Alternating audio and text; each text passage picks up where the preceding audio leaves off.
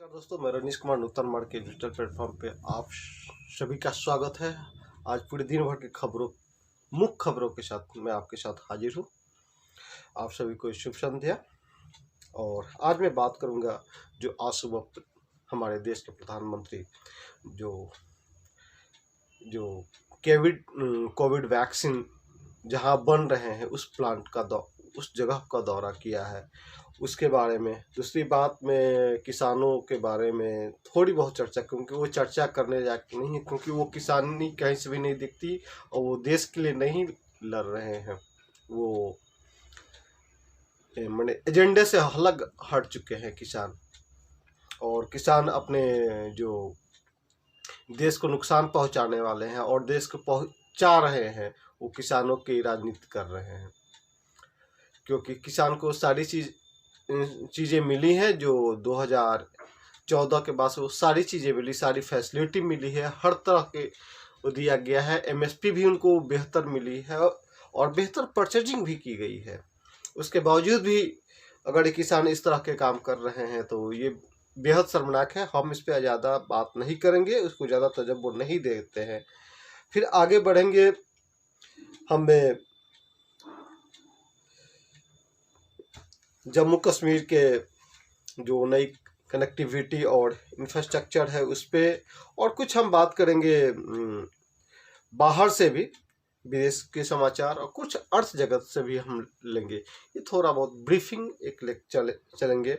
तो आइए हम बात करते हैं जो हमारे प्रधानमंत्री जो आज तीनों वैक्सीन सेंटर पे गए तो वहाँ पे उन्होंने क्या देखा, क्या हुई।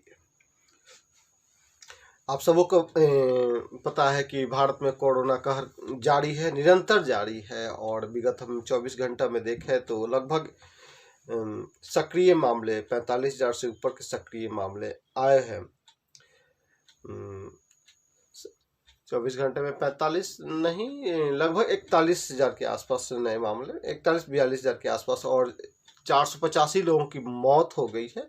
आंकड़ा अगर हम विश्व के दूसरे विकसित राष्ट्रों से बात करें तो उसके कंपेरेटिवली काफ़ी कम है, लेकिन ये, और उसमें मुख्य रूप से महाराष्ट्र, दिल्ली, गुजरात, मध्य प्रदेश, केरला, इन सारे राज्यों का योगदान बहुत ज़्यादा है। ये सरकारें सही ढंग से काम नहीं कर पा रही हैं, या अपने कोविड को किस तरह से रोका जाए उस मिशन में वो नाकामयाब हुई हैं। और उसको देखते हुए भी अभी जो किसानों के लेकर जो राजनीति हो रही है वो अलग इस कोरोना संक्रमण में। तो हम इसको, और इसी दरमियान हमारे प्रधानमंत्री जी ने, जो कि हम एक ANI के ट्वीट के माध्यम को ही आधार पे ही हम आपसे बात करेंगे। सुबह वो वो लगातार अपना आज पूरे दिन का दौरा किए हुए हैं, और जो दौरा किए उसमें उन्होंने विशेष विमान से वो दौरा किए, और विशेष विमान से दौरा करते हुए उन्होंने तीनों इंस्टीट्यूट गए, पुणे भी गए, हैदराबाद भी गए, और जहाँ भी गए वो सारी चीज़ों का, उसके बाद पहले वो जो अहमदाबाद में जाइडस कैडिला का जो जाइडस बायोटेक पार्क का दौरा किया, और वहाँ पे जो स्वदेशी डीएनए पे आधारित वैक्सीनेशन तैयार की जा रही है उसके बारे में जानकारी ली। वहाँ पे जो काम कर रहे वैज्ञानिकों की सराहना करते हुए उन्होंने अपने दिन की यात्रा एक पॉजिटिव वे में की। और ये एक सरकार मैं देख रहा हूँ अपने जीवन में पहली बार जो सक्रिय हर मामले को काफ़ी गंभीरता के साथ लेकर के आगे चलती हुई। और सबको, मैं बीच में कुछ फौजियों से भी मिला हूँ, जो कि भारत के प्रधानमंत्री जब फेस्टिवल में जब फौजियों के साथ मिलते हैं, अपनी बात रखते हैं, शेयर करते हैं, उनकी बात सुनते हैं, उनकी समस्या सुनते हैं, रूबरू होते हैं और उनके साथ खाना खाते हैं, तो उनको कितना अच्छा लगता है। और वो पॉजिटिव में हो, चाहे वो किसी जात, धर्म या समाज किसी से हो, उनका कोई फर्क नहीं पड़ता है। और ये उसमें कुछ हमें मुस्लिम वर्ग के भी फौजी हमें मिले जो कि काफ़ी अप्रिशिएट और तारीफ कर रहे थे। तो ये कि जब प्रधानमंत्री अहमदाबाद से निकले तो वो हैदराबाद बायोटेक पार्क गए जहाँ पे वैक्सीन बनाई जा रही है। और जब हैदराबाद गए तो वहाँ भी टीका से भी जीरे जितने भी ये हैं सबकी समीक्षा उन्होंने की। और जाकर भारत बायोटेक के, वो जो हैदराबाद में भारत बायोटेक वैक्सीनेशन का है, तो वो ये बेसिकली शायद तो वहाँ जाकर के उन लोगों से मिले, उन लोगों की सराहना भी की। और भारत बायोटेक जो आज देश की पहली स्वदेशी कोरोना वैक्सीन बनाने का दावा किया, उसका ट्रायल अभी लगभग फाइनल स्टेज का अप्रूवल मिलने को है। और इनमें प्रधानमंत्री का भी एक यानी का ट्वीट जो है कि प्रधानमंत्री मोदी ब्रीफ्ड अबाउट इंडिगेनियस कोविड-19 vaccine of Bharat biotech at it facility at in Hyderabad Telangana today, congratulated scientist को उन्होंने बधाई दी for their progress in the trial so far. Their team is closely working with ICMR to facilitate speedy progress. मैंने वो tweet किए हैं, इस tweet को AI ने रिट्वीट किया है। और एक बड़ी बात है जो एक कोई प्रधानमंत्री जब किसी भी क्षेत्र में, चाहे वो अंतरिक्ष के वैज्ञानिक हो, चाहे कोई भी क्षेत्र में हो, जाकर के उनके साथ मिलते हैं, उनके कामों को देखते हैं, सराहते हैं, बात करते हैं, तो उससे हौसला मैंने कहाँ तक आगे बढ़ता है, ये अपने आप में काफ़ी। फिर जब भारत बायोटेक से निकले तो वो सीरम इंस्टीट्यूट ऑफ इंडिया चले गए, वो विशेष विमान से पुणे पहुंचे। और वहाँ महाराष्ट्र में है, तो प्राइम मिनिस्टर मोदी जब महाराष्ट्र पहुंचे तो वहाँ भी उनके टॉप के अधिकारियों से बैठकें की और उसके बारे में वैक्सीन के उत्पादन, क्योंकि जो है आपको सीरम इंस्टीट्यूट ऑफ जो सीरम इंस्टीट्यूट है वो बेसिकली विदेशी कंपनियों के साथ टाई अप करके भारत में कोविड वैक्सीन बना रही हैं। तो उनके वितरण प्रणाली के बारे में जानकारी लिया और शायद वर्ल्ड का सबसे लार्जेस्ट या प्रोड्यूसर है वो वैक्सीनेशन का, तो ये है सीरम इंस्टीट्यूट ऑफ का। तो ये अपने आप में एक मायने रखता है। और एक जो और उसके उत्पादन के तीसरे चरण का ट्रायल भी चल रहा है, जो शायद वो जेनेटिका के साथ वो काम कर रहे हैं। और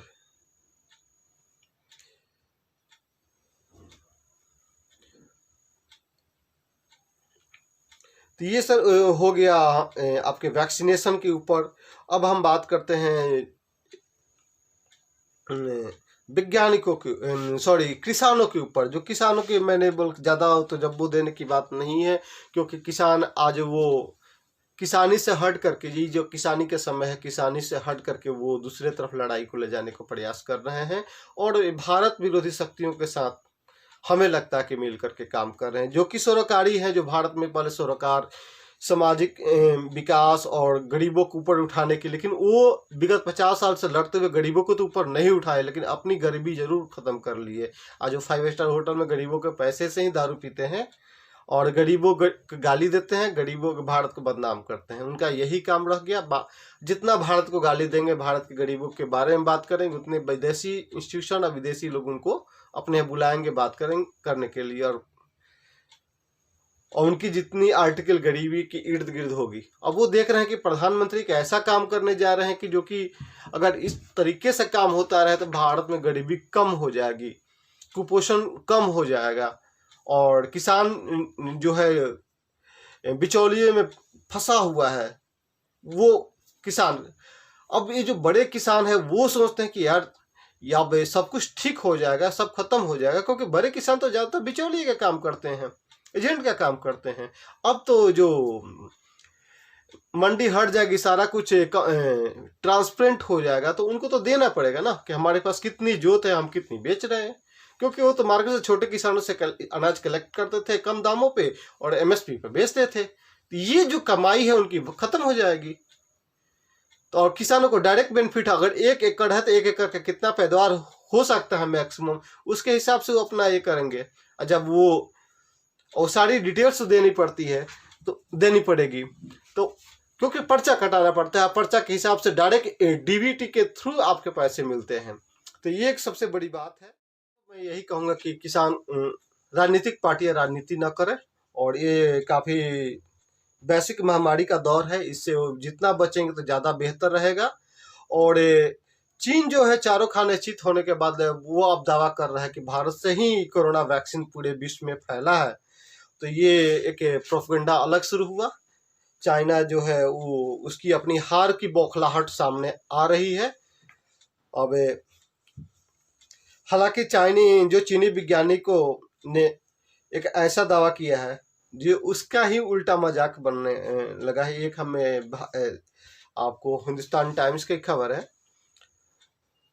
कि दरअसल चीनी वैज्ञानिकों का दावा है कि कोरोना वायरस भारत से निकलकर पूरी दुनिया में फैला था। गौरतलब है कि पूरी दुनिया को पता है कि पिछले साल कोरोना वायरस का पहला मामला चीन के वुहान शहर से सामने आया, वो और फिर वही दुनिया के अन्य देशों में महामारी के चपेट में आते गए। और चाइनी एकेडमी ऑफ साइंसेज की टीम का कहना है कि संभावना है कि 2019 में सबसे पहले भारत में गर्मी के मौसम में सामने आया। वुहान पहुंचने से पहले वायरस भारत के किसी जानवर को दूषित पानी के जरिए इंसान में गया। डेली मेल के अनुसार को ब्रिटिश के एक्सपर्ट ने खारिज कर दिया।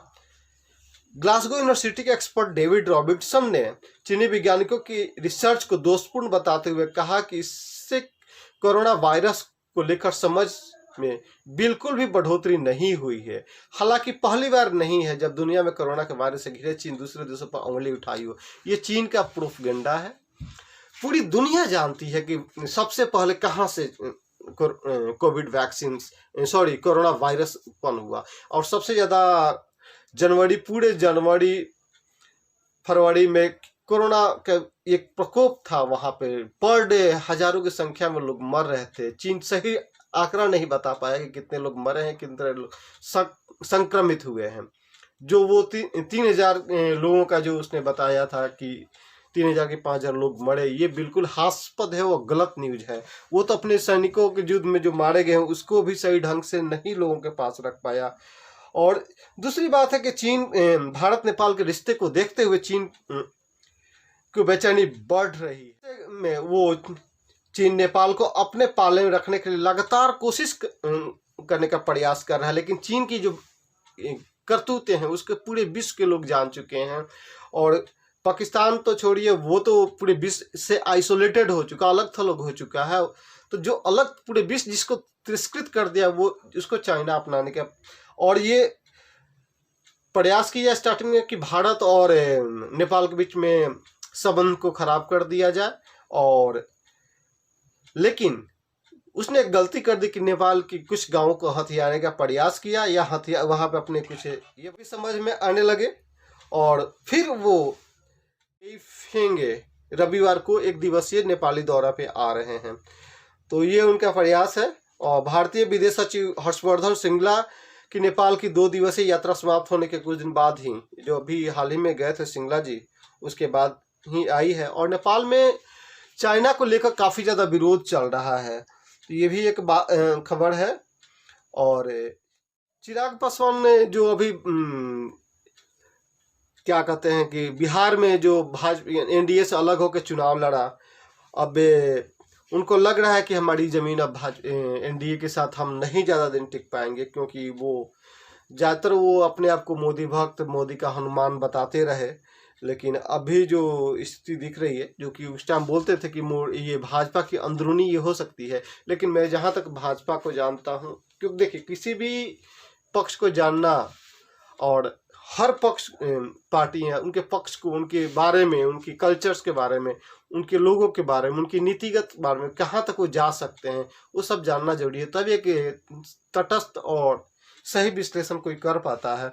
जानता हूँ कि वो भाजपा अपने सहयोगियों कभी धोखा नहीं देती और कभी छोड़ती नहीं है। हाँ, राजनीति में कुछ भी लोग कहे वो अलग बात है, जो कि लेकिन सहयोगी पहले छोड़ते हैं भाजपा को, भाजपा उसके बाद उसे छोड़ती है। तो ये जो बिहार विधानसभा में जो उन्होंने किया, तो बिहार फर्स्ट, बिहारी फर्स्ट करके उन्होंने आगे बढ़ा और एनडीए के जो नीतीश जी हैं उनके अगेंस्ट में बोले, उनके अगेंस्ट में प्रत्याशी को भी उतारा। और तो इसमें एक चिराग पासवान ने भी एक पत्र लिखा है कि पापा अब हमारे बीच नहीं है, अपने स्थापना दिवस पे। और जिससे हम सभी अपूर्णीय क्षति हुई है। बिहार विधानसभा चुनाव पार्टी के 24 लाख वोट और लगभग 6% मत अकेले प्राप्त हुए हैं, जो लोजपा के विस्तार में साफ दिखता है। बिहार में पार्टी ने बिहार फर्स्ट बिहारी फर्स्ट के साथ समझौता किया। पत्र में आगे लिखा कि बिहार विधानसभा चुनाव में जाने से पूर्व पार्टी के पास 2 विकल्प थे। पहला, बिहार के 6 लोकसभा और 1 राज्यसभा सांसद होने के बावजूद बिहार गठबंधन द्वारा दी जा रही मात्र 15 सीटों पर चुनाव लड़े। दूसरा, अधिकांश सीटों पे फ्रेंडली फाइट करे। लोजपा संसदीय बोर्ड ने दूसरा रास्ता चुना और बिहार विधानसभा चुनाव में अकेले चुनाव में पार्टी ने बिहार फर्स्ट बिहारी फर्स्ट के संकल्प के साथ अकेले चुनाव लड़ने के लिए 135 उम्मीदवार को उतारे थे। फिर आगे चल के उन्होंने लगभग 43 कर लिया था।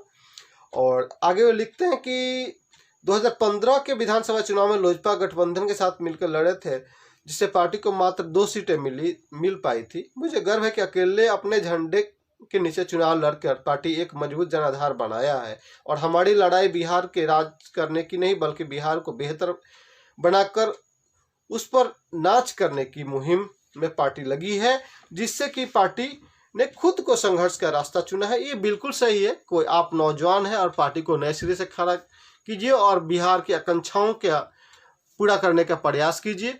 भाजपा भी किसी समय 2 सीट पे थी, आज देखिए 303 सांसदों और पूर्ण गठबंधन के सरकार के साथ केंद्र में राज करती है। आप बिहार में आप एक कायम करें और आप, हमें आशा है कि आप जाति व्यवस्था और धर्म सांप्रदायिकता इन सारी चीज़ों से ऊपर उठ करके बात करते हुए अपने बिहार के लोगों को, बिहारियों को, बिहारी अपने आप में एक जाति है, यहाँ पे कोई जाति धर्म नहीं होना चाहिए और किसी एक सबको एक समान दृष्टि से देखते हुए बिहार के विकास में आप आगे बढ़ेगी। पार्टी बूथ स्तर पर 1 करोड़ सदस्यता अभियान का लक्ष्य रखा है, जो अकेले 50 लाख सदस्य बिहार से बनाने थे, जिसे पूर्ण करने के लिए सभी ने योगदान दिया। उसी का नतीजा सामने है कि पार्टी ने बिना गठबंधन पर स्टार प्रचारकों के फौज के दम के आगे, पार्टी बिना गठबंधन और स्टार प्रचारकों की फौज के अपने दम पर बिहार में 24 लाख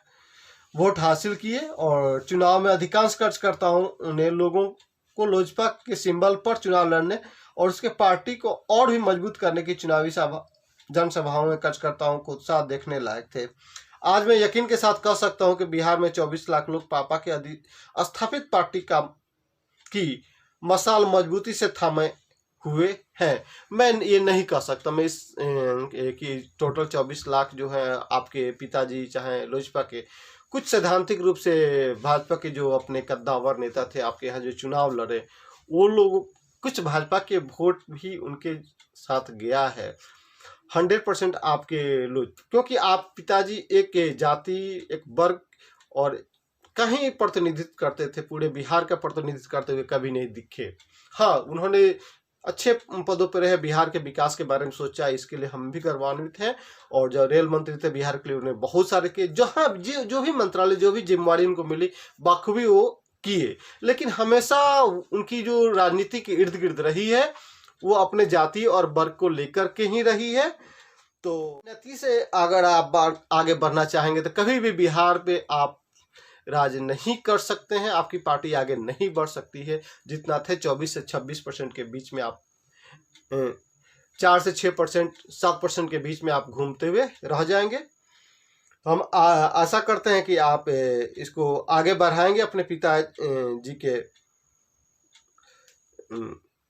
जो उनका एक्सप्रेशन है, उनकी चाहत थी, उसको आप आगे बढ़ाते हुए आगे बढ़ेंगे। एक और खबर है कि सैन्य परमाणु कार्यक्रम से जुड़े एक वैज्ञानिक की जो हत्या ईरान के सर्वोच्च नेता ने बोले कि मौत का बदला जरूर लेंगे। ईरान का कहना है कि इजराइल ने उस वैज्ञानिक की, जो वैज्ञानिक का नाम है मोहसिन फखरीजादा, उसको मैंने वो अपनी शक की सुई इजराइल की तरफ उठा रही है। तो एक खबर थी बिजनेस न्यूज पे कि बिजनेस न्यूज में क्या खुल के आया है आज का।